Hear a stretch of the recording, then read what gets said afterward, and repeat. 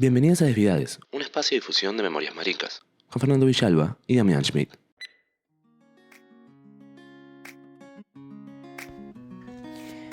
Buenos días, buenas tardes, buenas noches y bienvenidos a este nuevo programa, a este nuevo episodio de Desviades.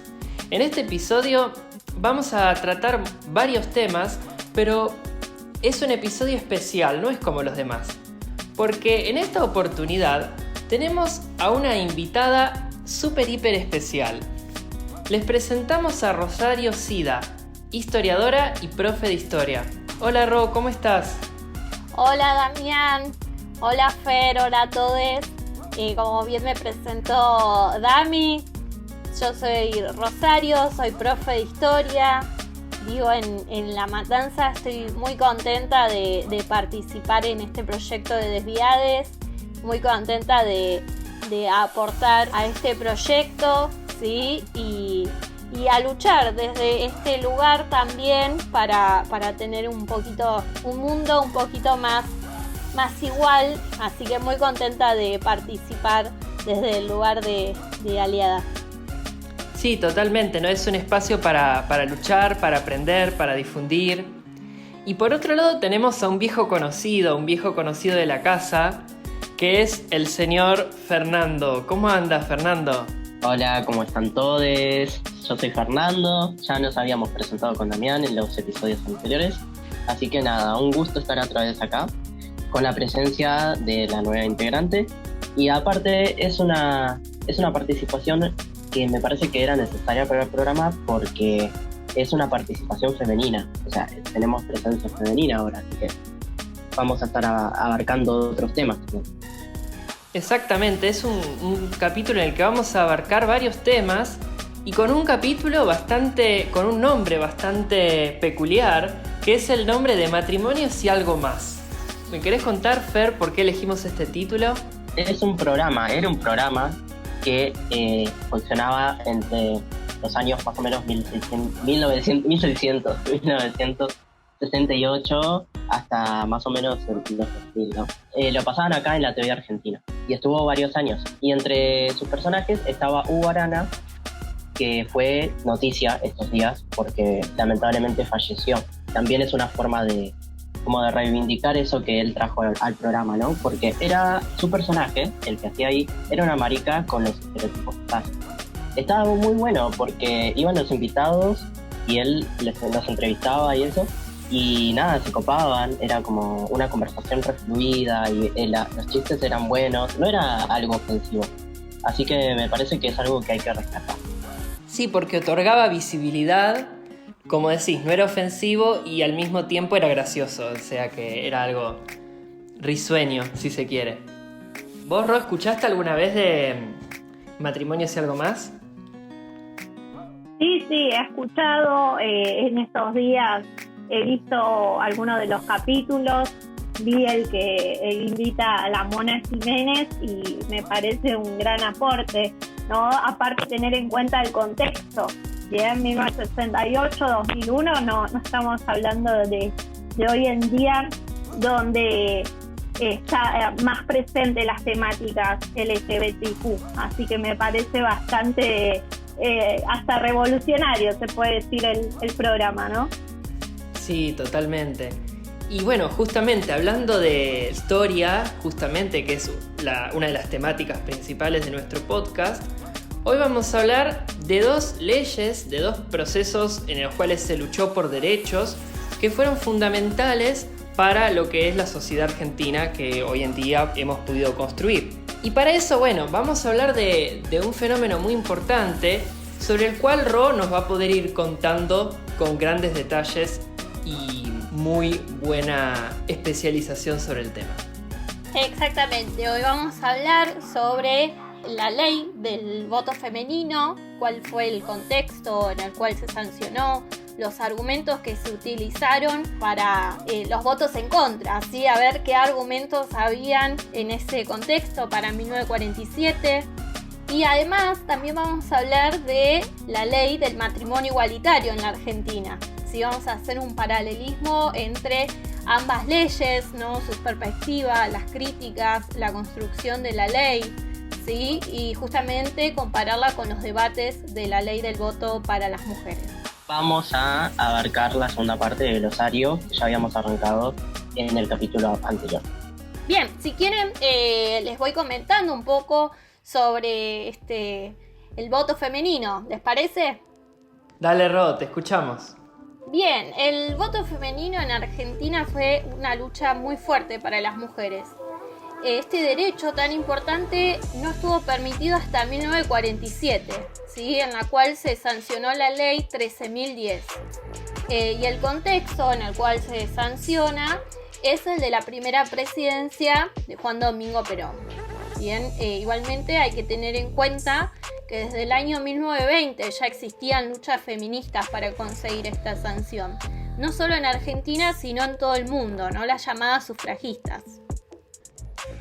Sí, está bueno recuperar eso, ¿no? Que el feminismo tuvo expresiones a lo largo de la historia, digamos. El otro día hablaba con mis estudiantes de Olympe de Gauguès, esa mujer de la Revolución Francesa, ¿no? Y cómo después a lo largo de la historia hubo diferentes movimientos de mujeres que, bueno, por ejemplo, en este caso, como bien decías vos, Ro, las sufragistas.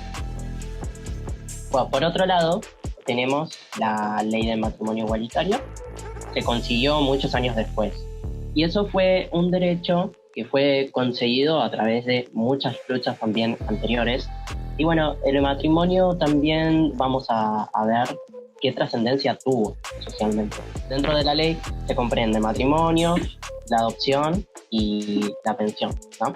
Así que se consiguieron todas esas cosas y eso otorgó más igualdad a los ciudadanos.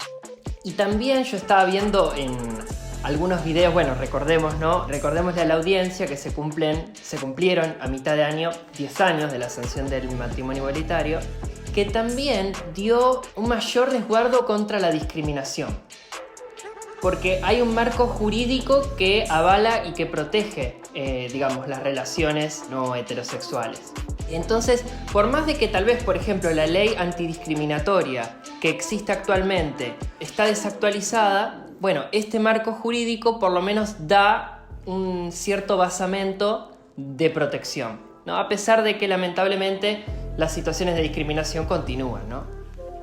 Volviendo al tema del voto femenino, ¿sí? Y con respecto a la lucha, ¿no? Porque justamente lo que mencionó Fer hace ratito de las campañas, la campaña por el voto femenino fue muy grande también.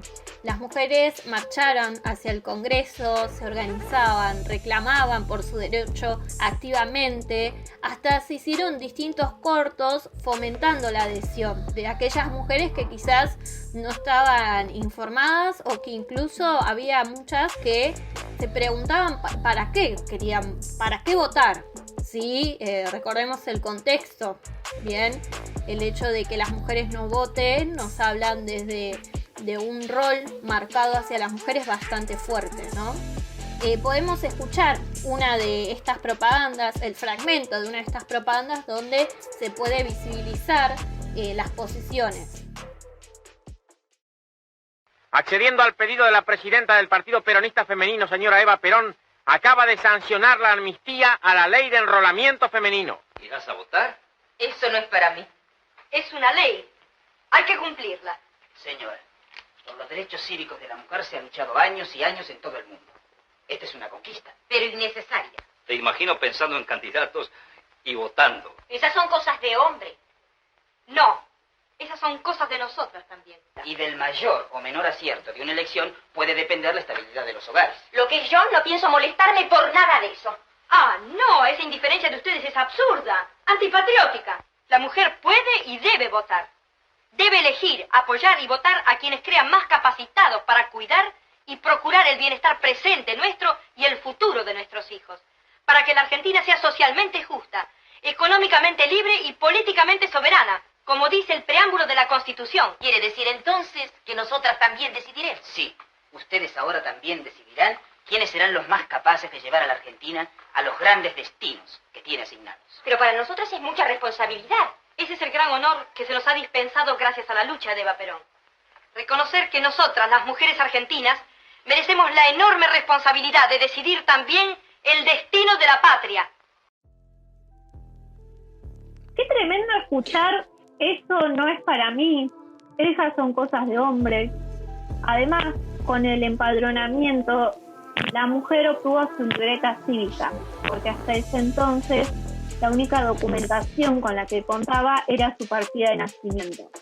El panorama de derechos se ampliaba con mayor equidad real en términos civiles y políticos, y seguramente aquellas que repetían estas frases, eso no es para mí, esas son cosas de hombres, refiriéndose al poder votar, seguramente habrán cambiado de perspectiva y entender la magnitud de tener el derecho a votar.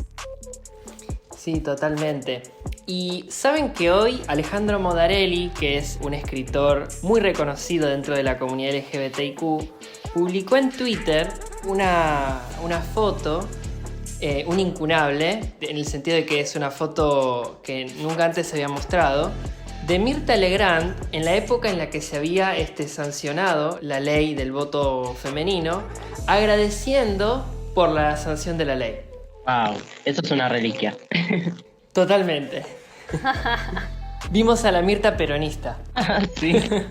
Ahí podemos ver que pasó por varias etapas, ¿no? Totalmente, sí. Bueno, entonces veíamos cómo teníamos estos derechos y mucho tiempo después aparece el debate y el contexto de la sanción del matrimonio igualitario. Y acá es bastante curioso como gran parte de estos hitos históricos de la comunidad LGBTIQ argentina se dan en días de invierno y a la noche con frío, no sé por qué.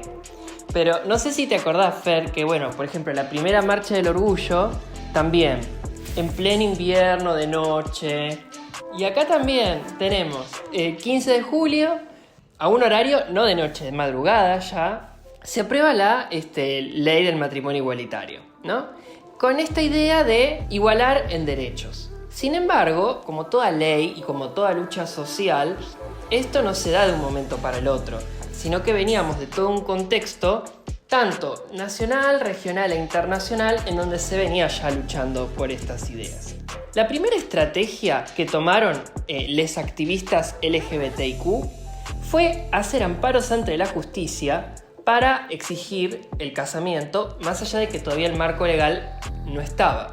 De hecho, el marco legal en ese momento lo que establecía era una prohibición de los matrimonios del mismo sexo. Entonces, ahí tenemos a María Rashid, que fue una de las fundadoras de la Federación Argentina LGBT, quien con su pareja, Claudia Castro, fueron al registro civil de la Ciudad de Buenos Aires para pedir un turno para poder casarse y le negaron el turno y la posibilidad de concretar el matrimonio. Más tarde se fueron presentando otros recursos de amparo y finalmente se lograron matrimonios antes de la sanción de la ley en varias provincias, pero no en la Ciudad de Buenos Aires. El tema del matrimonio y el tema de otras formas de uniones legales como las uniones civiles ya se venían hablando desde hace mucho. Ya en la época de la militancia de Jáuregui, por ejemplo, ya era un tema que estaba en conversación. Se venían dando otras discusiones también, bueno, lo de la ley de antidiscriminación, que ahora está, pero también, como con otras leyes, también se debate esto del tema de modificarla, ¿no? Como de actualizarla, agregarle otras cosas.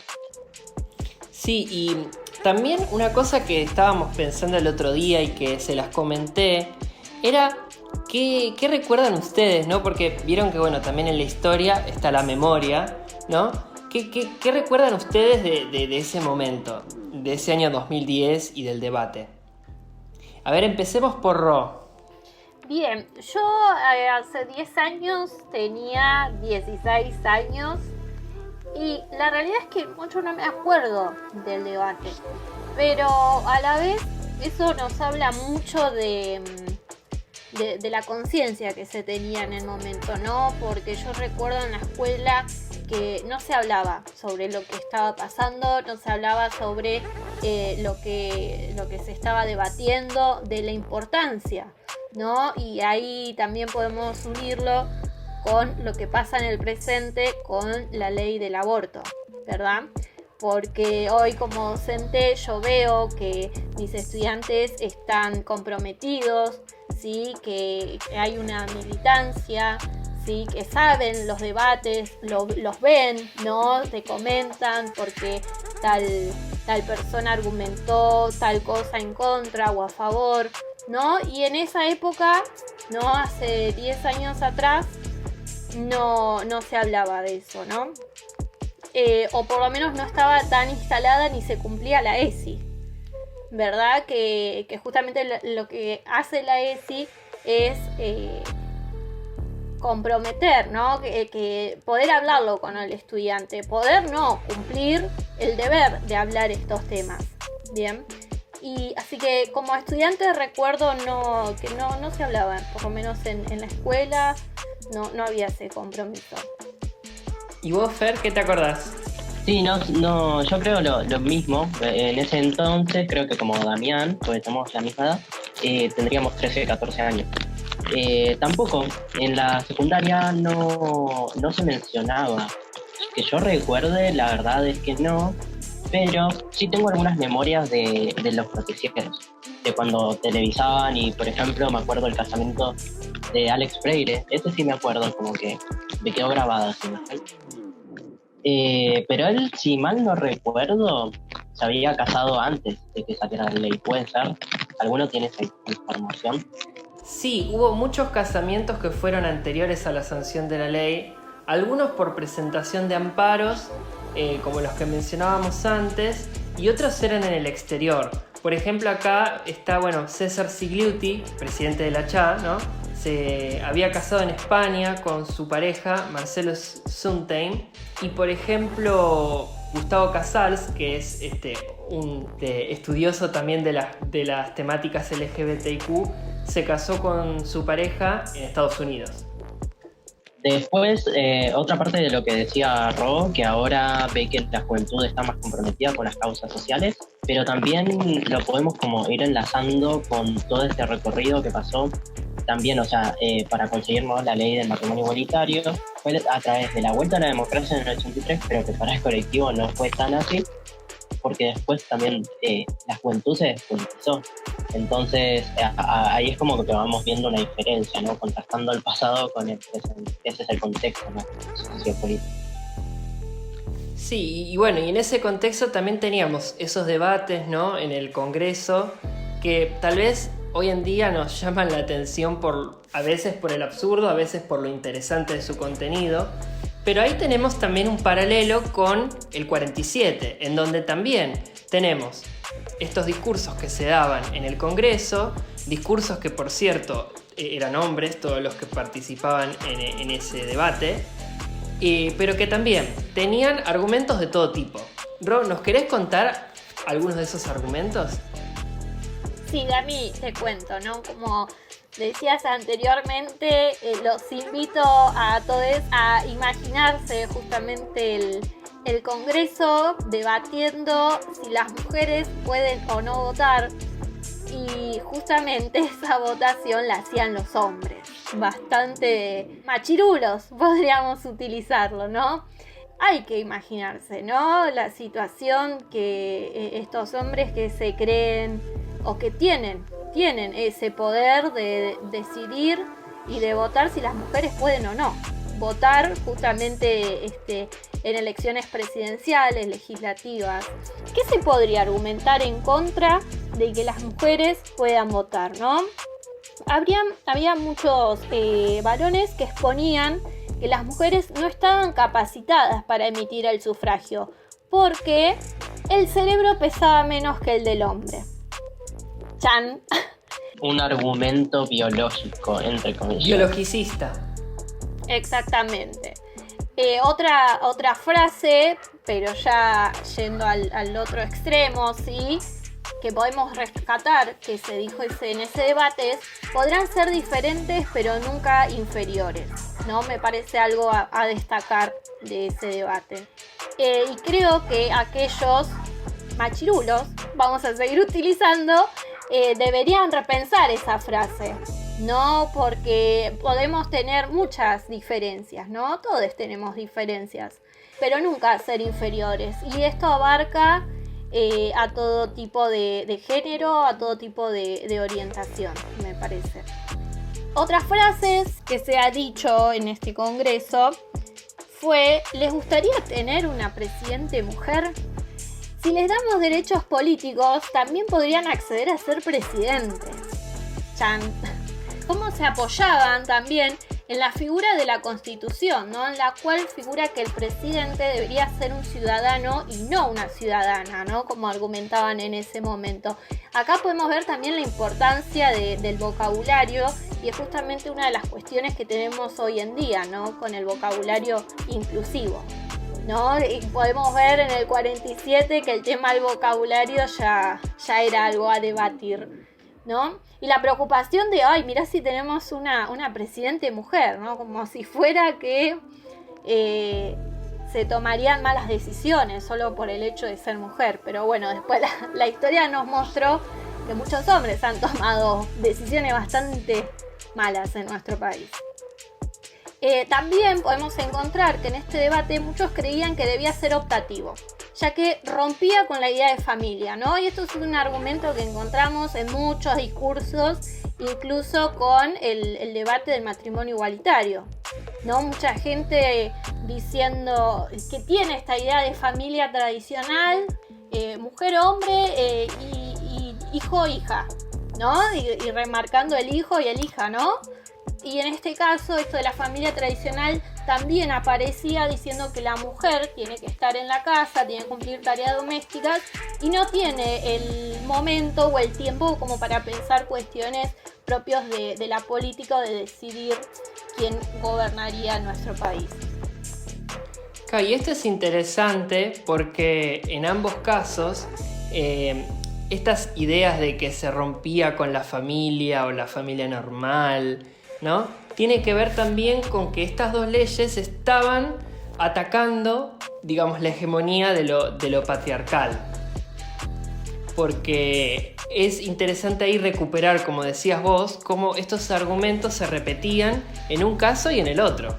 Y se sigue repitiendo, también tiene sus roles, es el hombre el que tiene que salir a trabajar, la mujer se tiene que quedar a cuidar a los hijos. Y si sale a trabajar la mujer, también es como una irresponsable. Sí, y aparte, la ley de matrimonio igualitario da otros derechos que son muy importantes, que vos algo, Fer, habías mencionado, como el tema de la adopción, el tema de acceder a una pensión, el derecho a la herencia, y que en ese momento, especialmente el tema de la adopción, generaba una de las principales resistencias al proyecto. Y ahí aparece otra vez este personaje mítico que es Mirta Legrand, con sus famosas frases, ¿no?, desafortunadas en la televisión, también en contra de la adopción en matrimonios igualitarios. Por eso también se trató de impulsar desde el activismo, como darle mucho más hincapié a que sea como conocida como la ley del matrimonio igualitario. Como que la adopción, si bien estaba comprendida, como que quedó en segundo lugar porque sabían que era para debate. Igual en los debates en el Senado, tanto en la Cámara de Diputados como en senadores, se usó ese argumento. Se dijeron muchas barbaridades, muchas. Hubo una senadora, Liliana Negre Alonso, que también era como que sus quejas sus críticas iban como tras eso.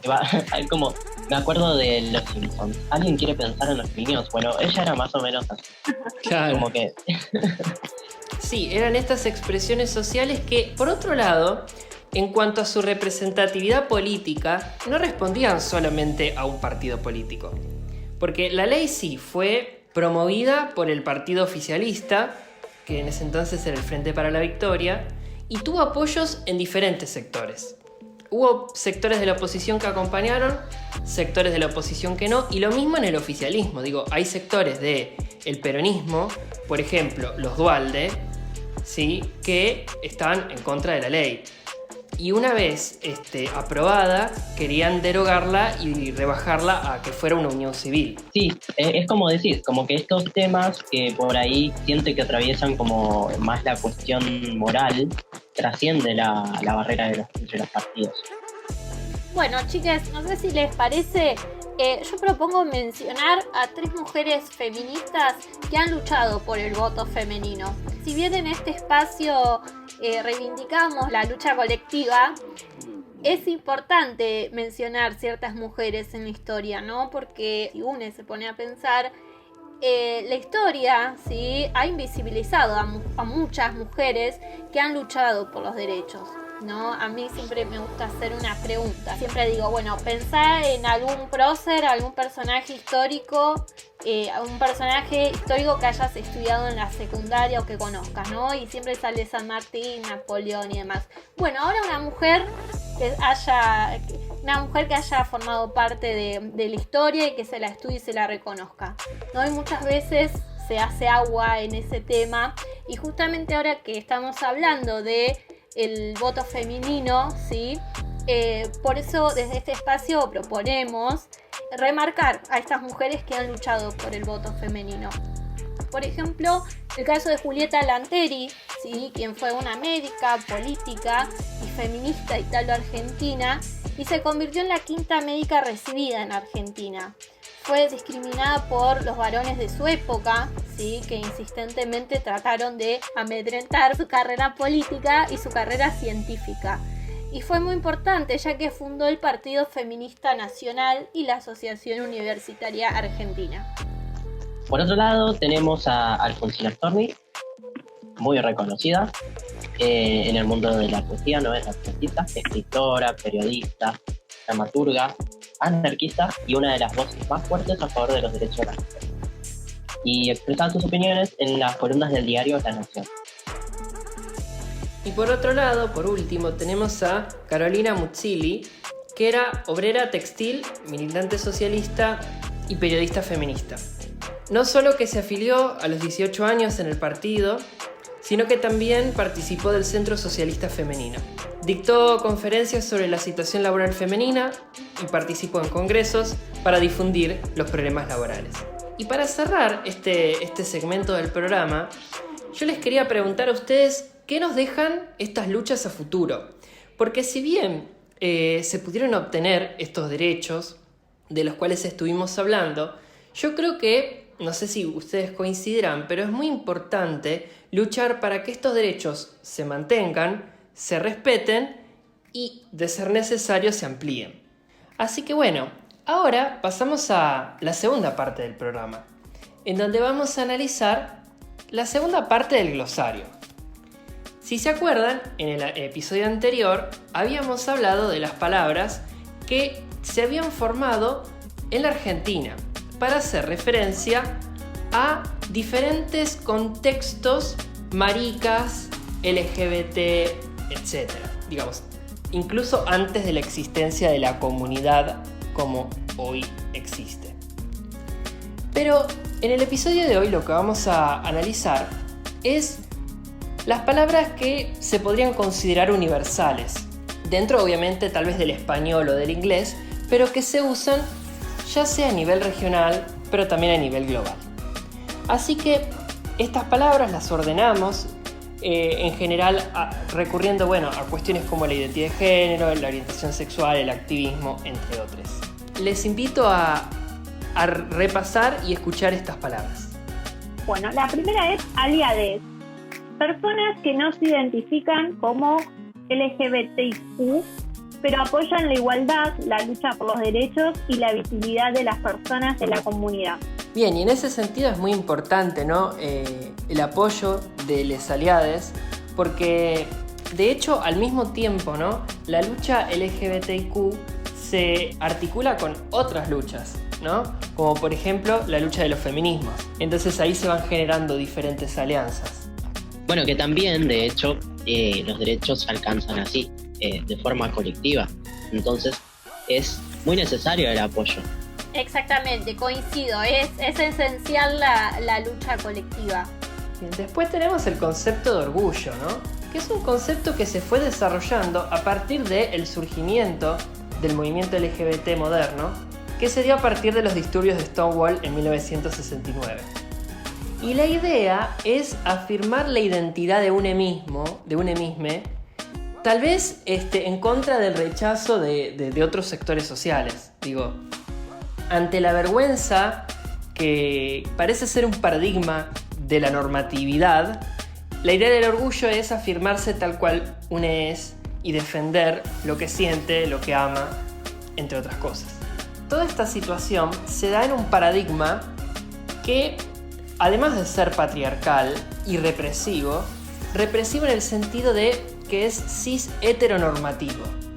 A ver, ¿qué significaría cis heteronormativo? Bueno, esa es una palabra que también tenemos que incorporar, al igual que patriarcal. Bueno, está muy unida a esa. Significa que es una norma social que parte de la idea de que todo el mundo es o debe ser heterosexual y cisgénero. Si vos sos heterosexual y cisgénero, sos aceptado socialmente automáticamente, ¿no? Esto es lo que todo el mundo dice de los llamados privilegios. Bueno, son los derechos que tiene cada persona, los básicos, pero por ser heterosexual y cisgénero. Si vos no sos eso, estás fuera. Entonces, a esto se suman otros prejuicios donde lo hegemónico pasa a ser lo blanco, no discapacitado, joven, de clase media, varón y cristiano. Según este paradigma, las demás personas son diferentes y se las presenta como un problema. Sí, y unida a esta idea también tenemos este paradigma del binarismo de género, ¿no? Que también es esta idea unida al biologicismo, ¿no? Donde parecería ser que los únicos géneros existentes son el de hombre o mujer. Justamente la comunidad LGBTQ también viene a cuestionar esta idea. Exactamente, podemos definir qué es el binarismo de género. Es un modelo de representación y división de los géneros que presupone que todo el mundo es exclusivamente hombre o mujer. Claro, y unido a eso está la identidad de género, que es el género con el que vos te identificás. O sea, está contemplado que seas hombre o mujer, cis. Pero también existe el hombre o la mujer trans, travesti, persona transmasculina, transfemenina o no binaria. Y dentro del no binarismo tenemos un montón de otros géneros, ¿no? Como agénero, género fluido, todo eso, pero bueno, vamos de a poco. Vamos primero con el concepto de identidad de género. Claro, y ahí, o sea, a partir de este concepto de la identidad de género es como que se abre literal y metafóricamente un arco iris de posibilidades, ¿no? Tenemos el concepto de cisgénero, que es cuando la identidad de género de alguien coincide con el género asignado al nacer. Es el opuesto a transgénero o no trans. Y el concepto este de cisgénero también está atado a un fenómeno social, que es que las sociedades atribuyen el género a las personas cuando nacen, digamos, sin ningún tipo de consentimiento, si se quiere, de la persona. Sí, yo creo que esto también lo podemos unir a los estereotipos, ¿no? A esto de cuando nace ya atribuirlo es varón o mujer, ¿no? Y cómo el niño a través de su crecimiento o a partir de su crecimiento, de su proceso de socialización, se van reforzando esos estereotipos, ¿no? Si se dice, bueno, es una mujer o es un varón, comprarle todo color celeste porque es a lo que se le atribuye, y si es una nena, todo rosa, ¿no? Eso lo podemos seguir charlando en otro episodio. Si les parece, me parece súper interesante, ¿no? Absolutamente, cómo se relacionan con el patriarcado y cómo podemos ir como desarmando esas ideas que nada tienen que ver con el paradigma en el que estamos sumidos. Después decíamos que la identidad de género se asigna en base al genital. O sea, también es eso, como empezar a separar la idea de sexo, genitalidad y género. También vamos con el concepto de transgénero o transexual, que ya mucho no se usa porque era el término con el que se reconocía a las personas trans según los diccionarios y todo esto, pero era algo muy patologizante. Ahora se usa mucho la palabra trans como término para referirse así como más globalmente. A grandes rasgos es cuando la identidad de género de alguien no coincide con el género asignado al nacer.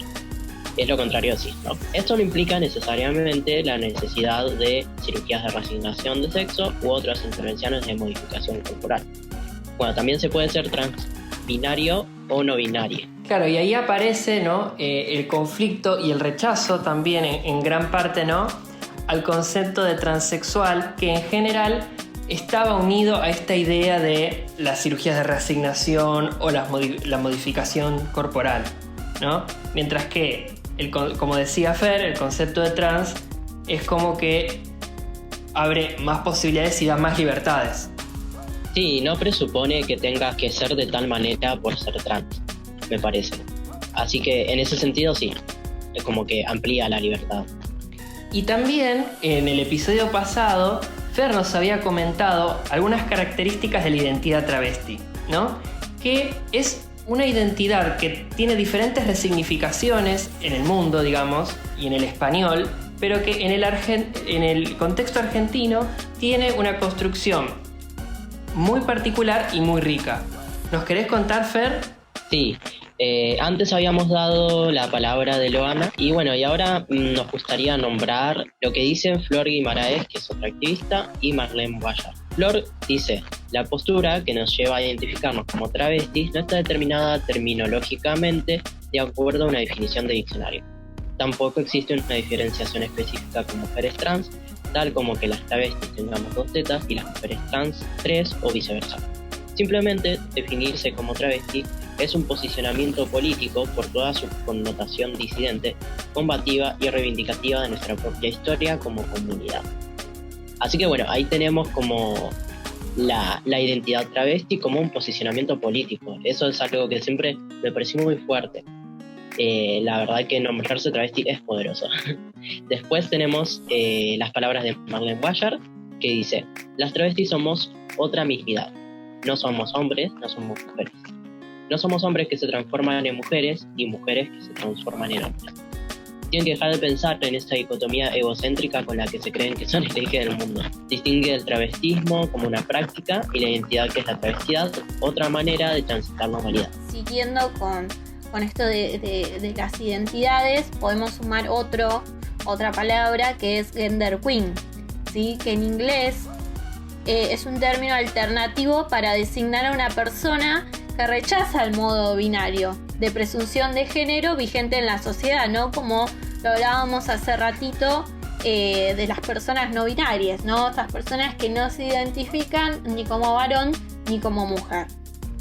Claro, y relacionado con este concepto, pero al mismo tiempo no es igual, es el de género fluido, que son personas que no se identifican con una única identidad de género, pero van fluyendo entre ellas.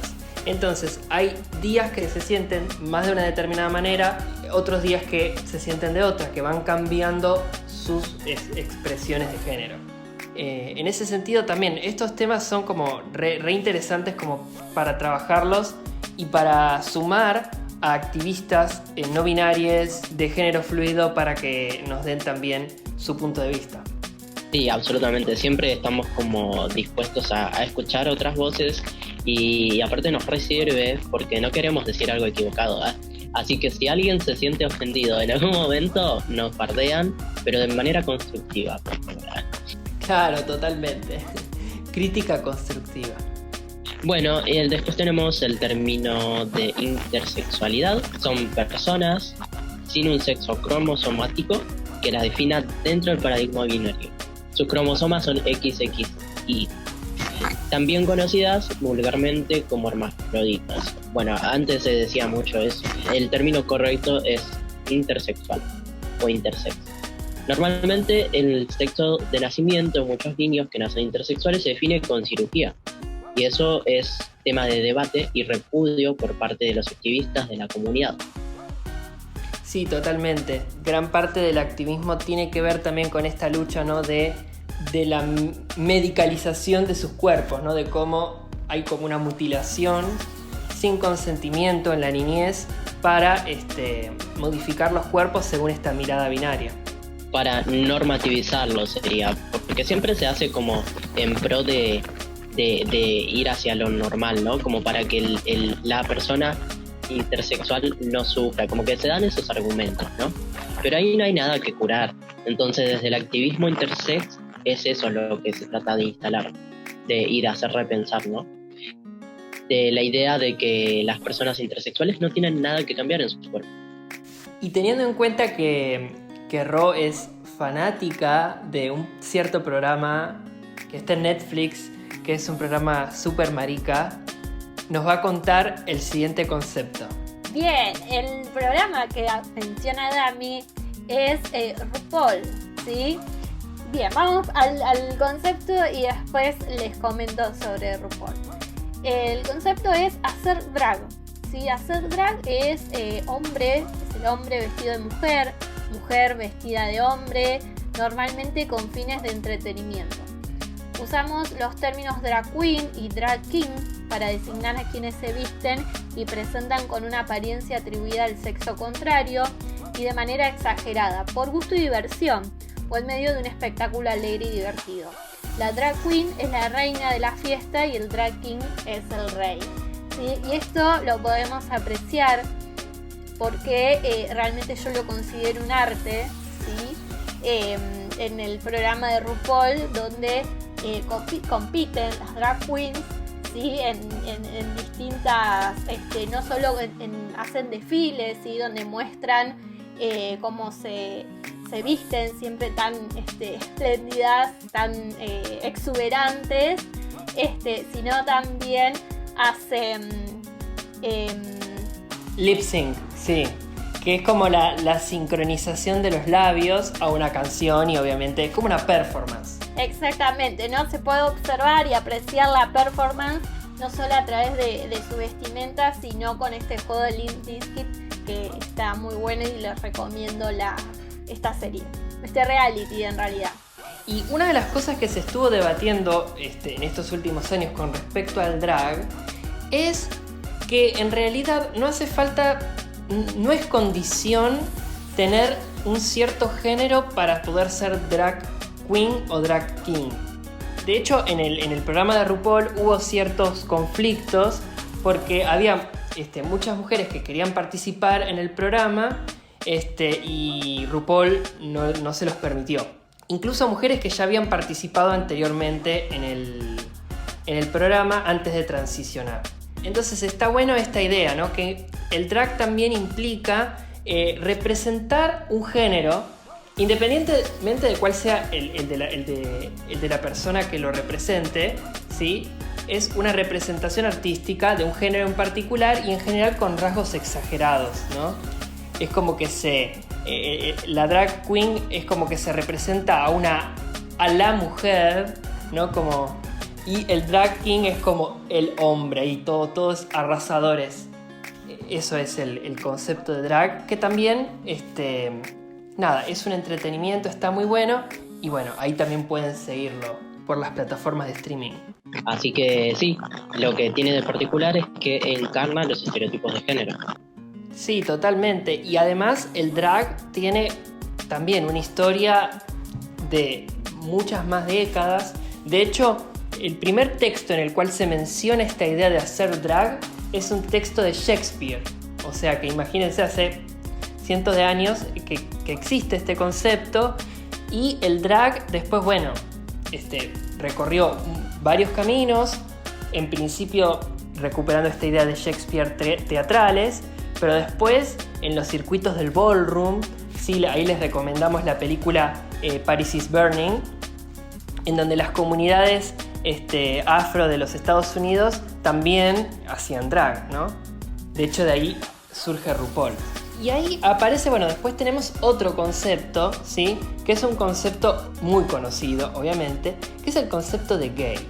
Que si bien hace referencia a un hombre que se siente atraído emocional o físicamente por alguien del mismo sexo, en realidad tiene muchos más significados.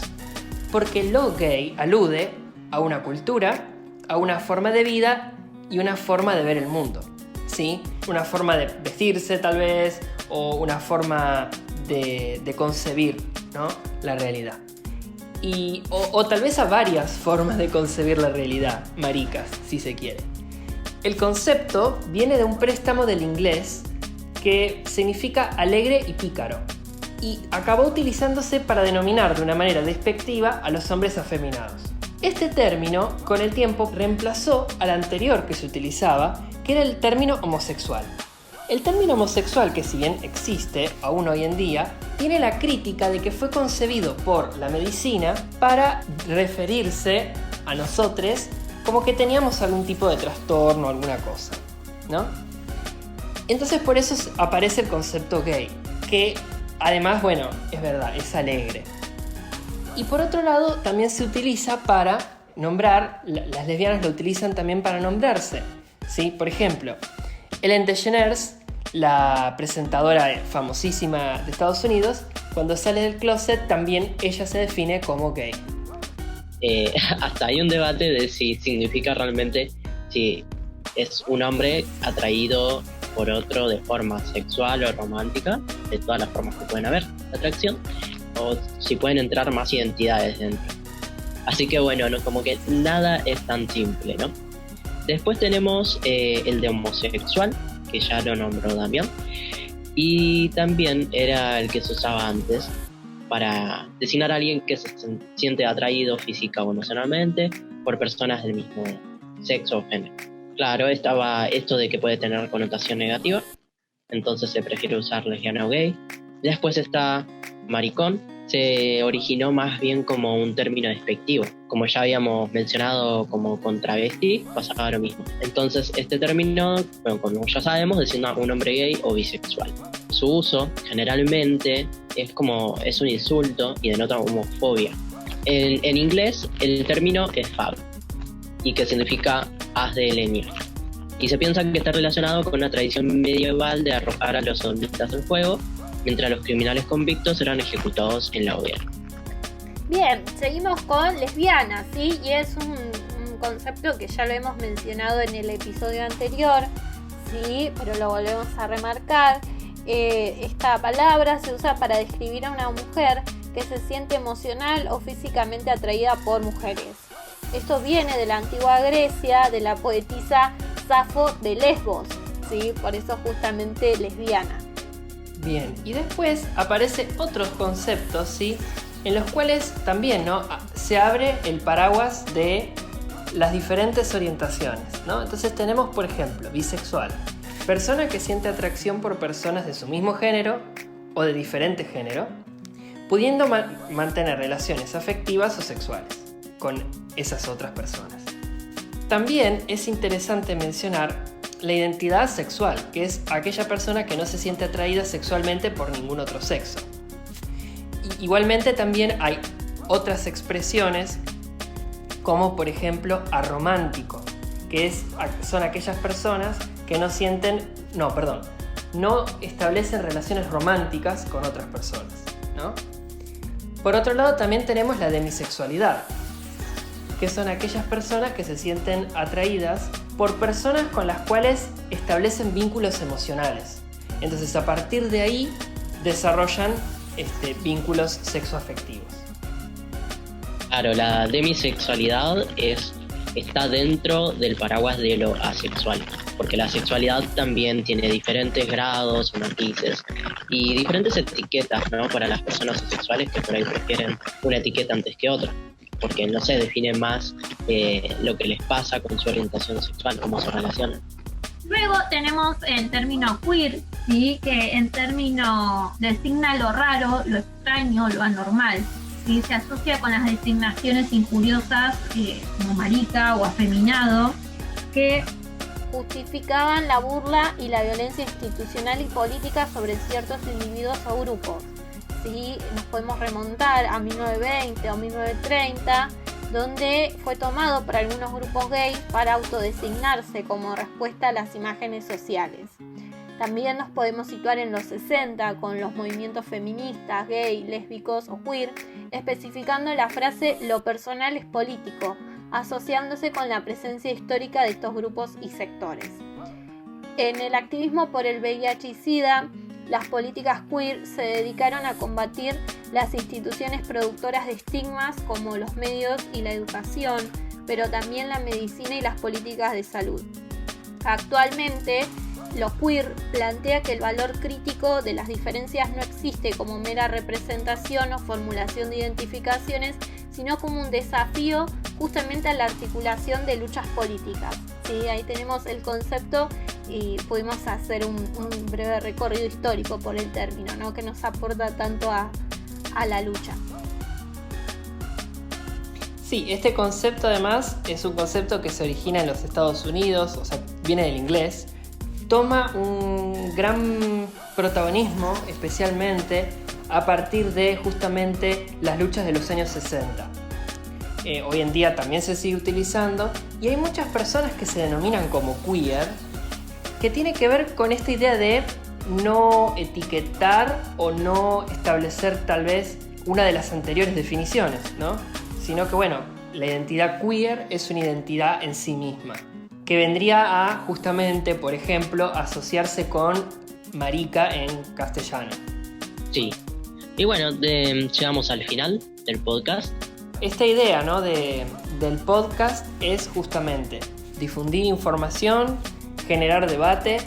Hablando de generar debate también, si alguno de ustedes cree que hay alguna palabra que falta o alguna palabra que está mal definida o cuya definición se puede ampliar, también les invitamos a que nos sigan en nuestras redes sociales, que es @desviadesarc en Instagram y Desviades Podcast en Twitter.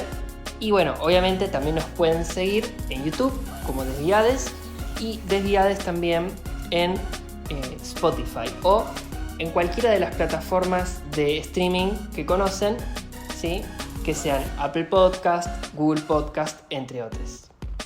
Por último, quiero agradecer por sumarme a las chiques, a Dami y a Fer, por incluirme en el proyecto. Sí, espero haber aportado justamente a este espacio que valoro mucho. Y muchas gracias, chicas.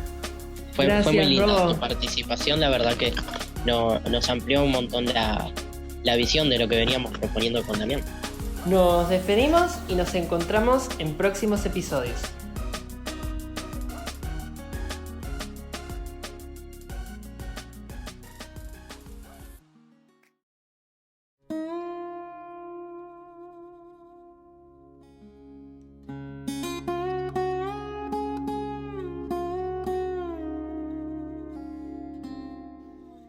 Bueno, como siempre les traemos una lectura relacionada al tema relativo a lo que tratamos en el podcast, y esta vez les traemos un capítulo que es el último capítulo de Matrimonio Igualitario, escrito por Bruno Bimbi.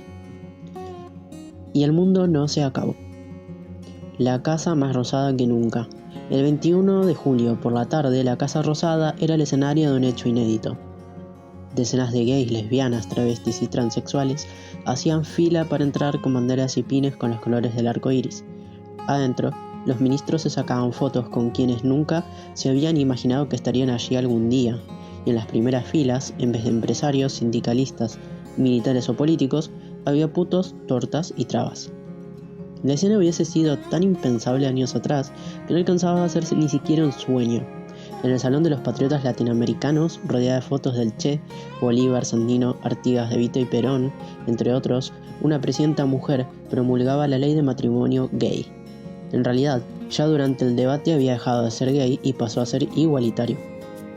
Una invención del equipo comunicacional del gobierno que cambiaba el sentido de la asignación. En vez de marcar la diferencia, ponía el acento en la igualdad. Lo que pasaría a ser igualitario era el matrimonio, no el gay ni el heterosexual, sino el matrimonio, ya que ahora era para todos, y éramos parte de ese todos.